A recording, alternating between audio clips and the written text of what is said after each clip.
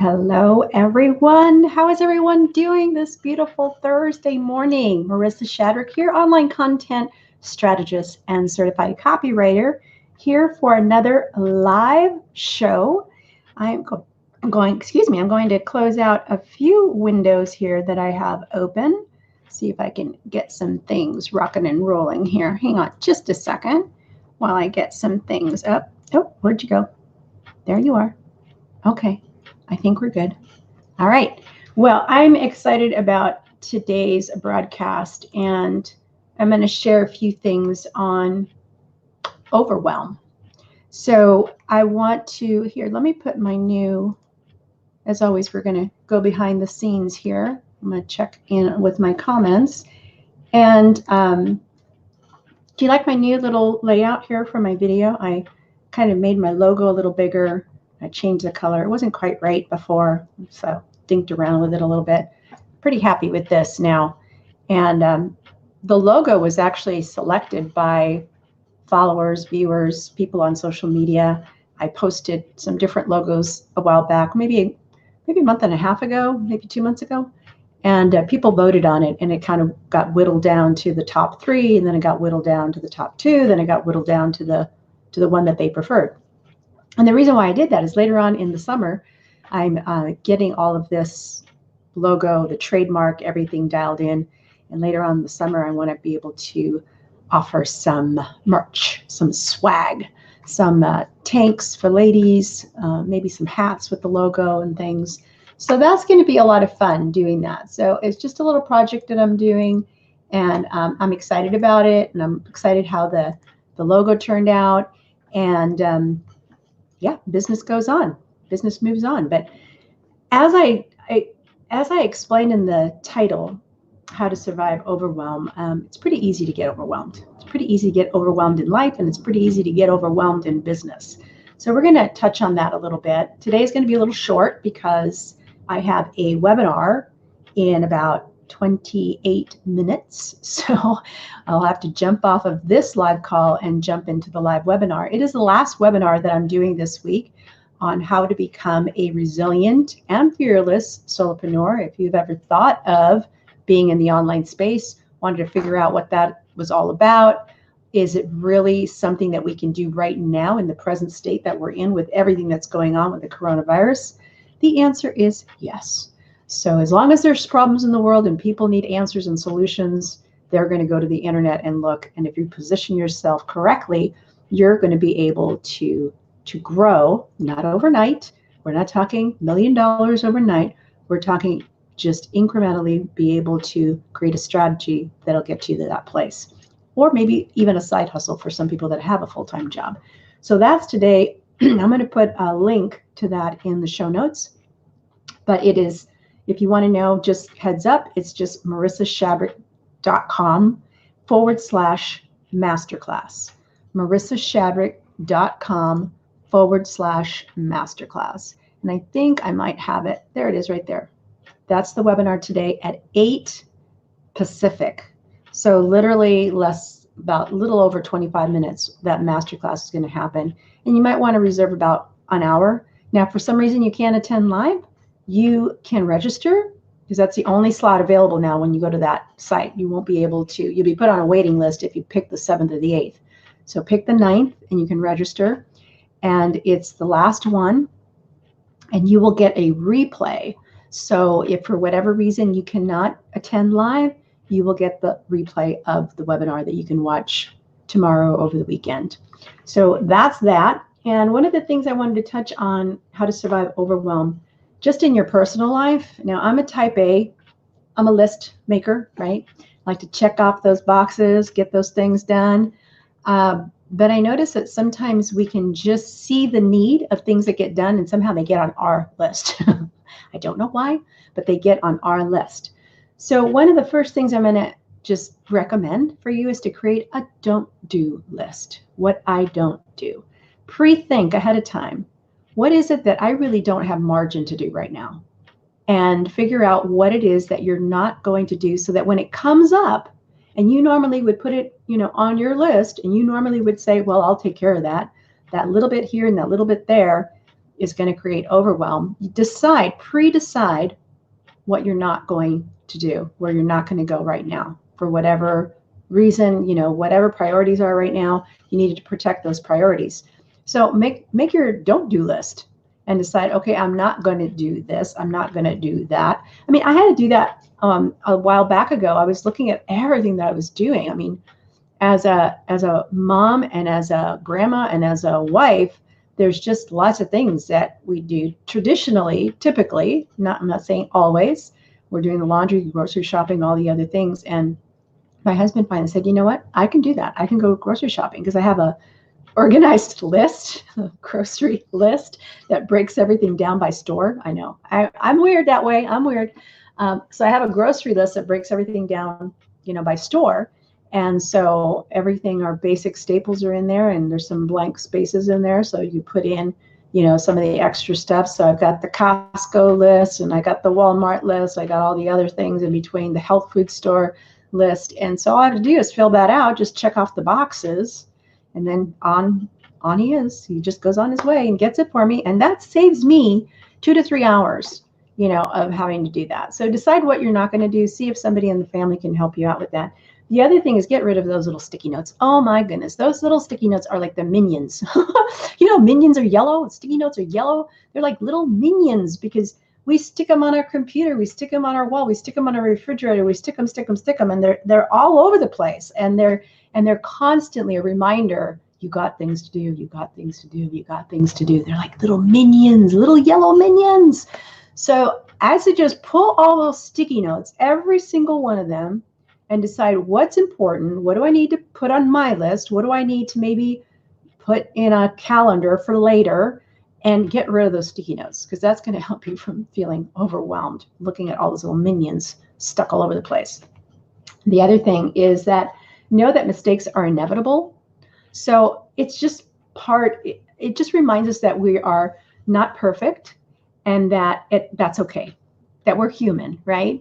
As much as, like I mentioned, I want to make sure I take care of my husband, my family, and my business, my work, myself. There's so much. And I remember a time when we were not living in Las Vegas, we were living in another area that was very cold. It was up high elevation. It snowed. Okay. So he was getting a job in Redding, California.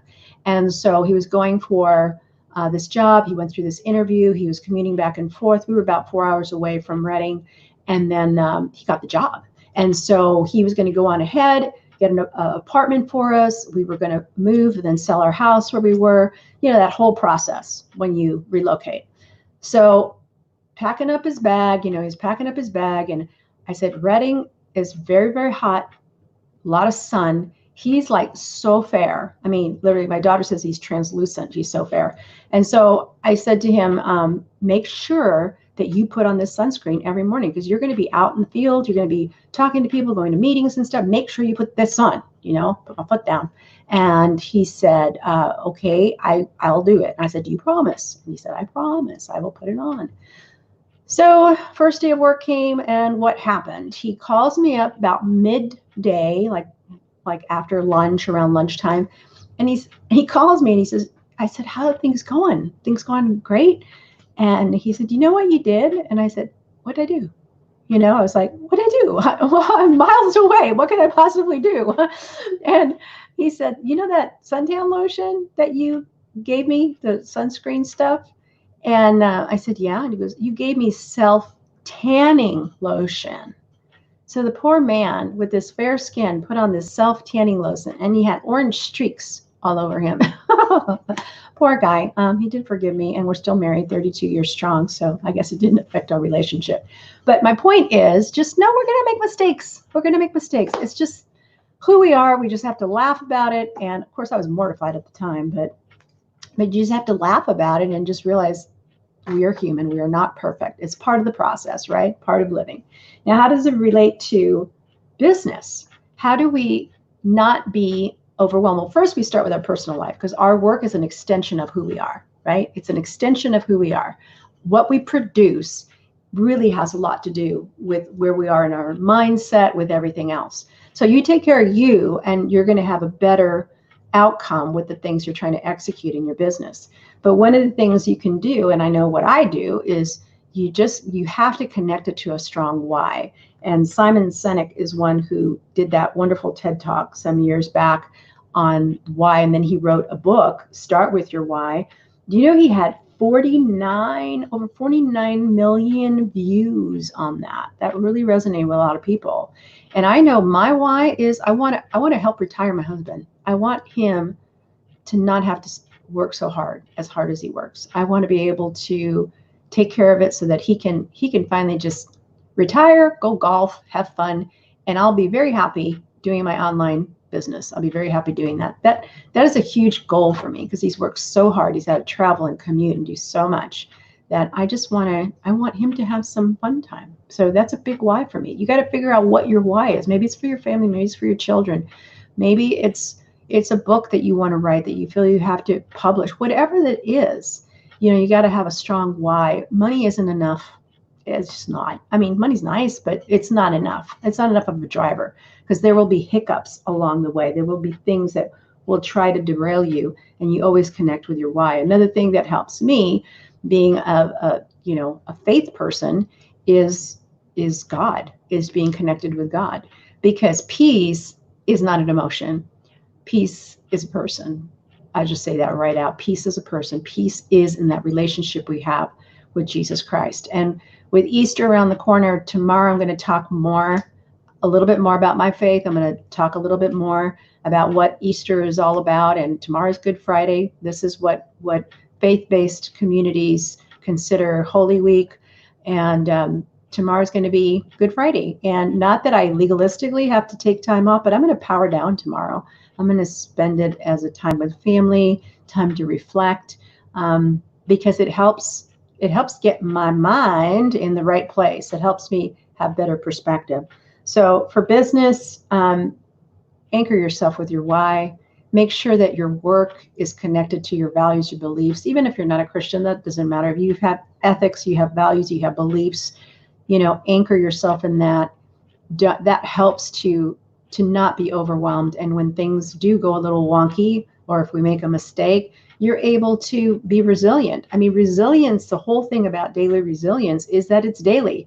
We find that way to be able to move on quickly, not take a week or a month to recover, but we manage to be able to reset or reframe what we're thinking so that we can have daily resilience and be that resilient creator that we need to be able to help people all over on the internet.